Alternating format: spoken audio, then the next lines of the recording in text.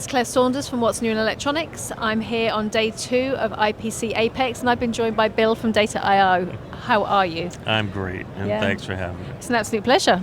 So you are the CEO of Data. Yes. Yeah? Okay. Could you please tell me a little bit more about what you guys do and what the company is like now? Yes. So my background in this industry started back in the late 70s, early 80s. And then started my own services company in 1988, and Data IO was our platform. Okay. So I've known the brand for a very long time. Even as a teenager, I worked in some of the first equipment they ever built. Okay. So the brand meant a lot to me just because of that history and the context of that.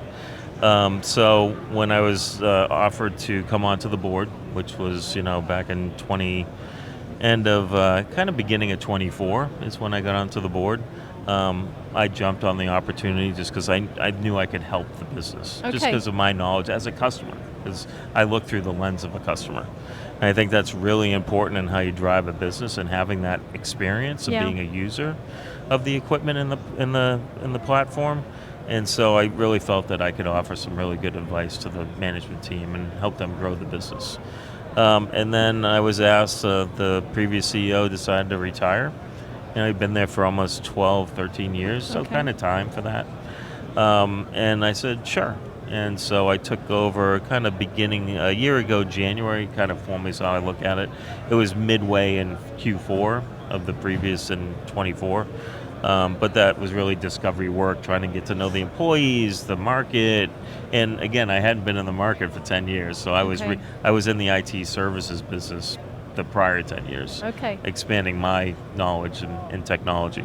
So I had to kind of get reacclimated to that, and so that I could make good business decisions. And it was really interesting going through the discovery process. But we invested a lot of money in the core platform. We introduced a couple new products last year. We reskinned and brought out units that, technology for engineering. That's really the genesis of the platform, because that's what drives your algorithm library, which is what customers value. Yeah, of course. Yeah. And you said that an interesting thing is that you came in with the eye of a customer. Yes. So you're 100%. looking at stuff in a completely different way. Yeah, right. Because look, the great thing about Data IO is we've got a lot of team members that have been there 25, 35 years. There's a ton of knowledge there. Yeah. And it was important to me to tap that, right? Because I've never been on the product side. So I had a learning curve to go through.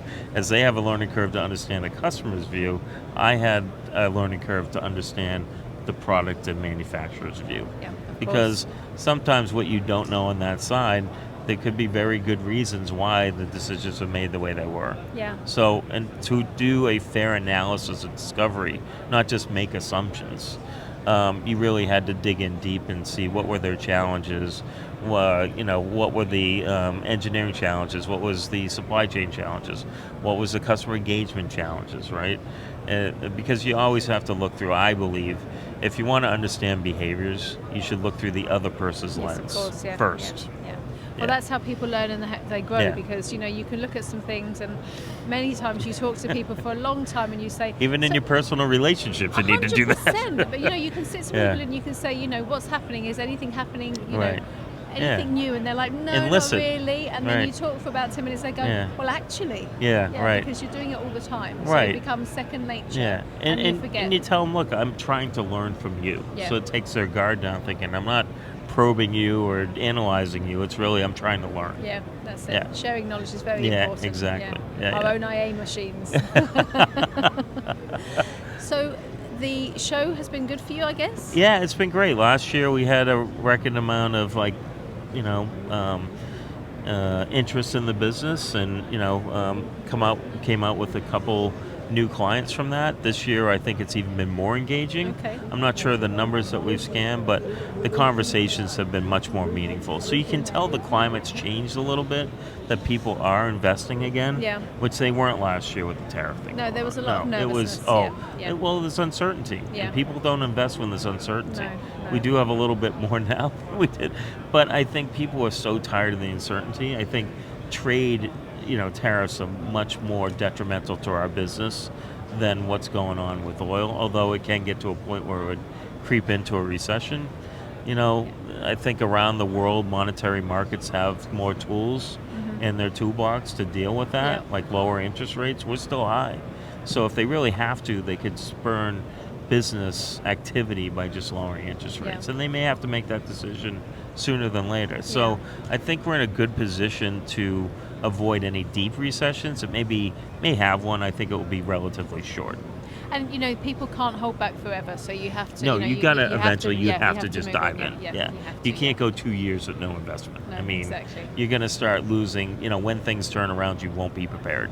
No, of course. And also, like you say, every morning we wake up with a different story, a different news headline. So there's stuff happening. It might not be what we want to do, but there's a lot going on in defense, a lot going on in aerospace. You almost just have to box it out in a way, that's right? it, and just continue to do what you need to do for your employees and your customers. Exactly.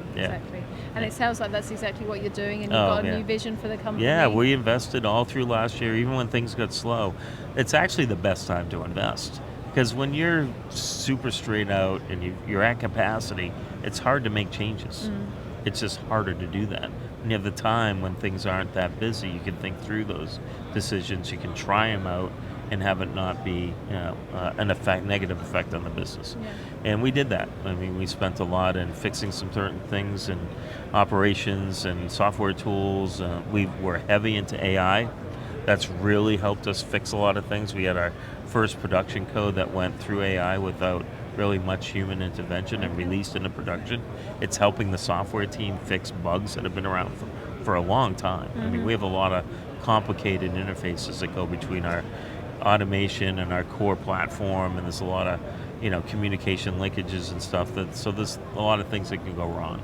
So I think it's given us the time. We're fixing things now that have been around for a couple of years and turning that around in a month or two. That's fantastic. Yeah, so the software team's super excited now. They're afraid of it in the beginning. They're like, oh no, this can help me. Yeah, for sure. Yeah, that's absolutely. It. And we were fairly thinly threaded as a small company. So for us, it's been a huge lift in productivity. Yeah, 100%. Loads of time saving. Huge. Yeah. And everywhere. Yeah. So next steps? Well, this year is the year for return to growth.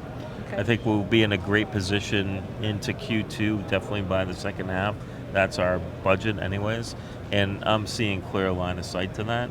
We do, and the new business models are going to be rolling out in the next month or two, which we're really excited about.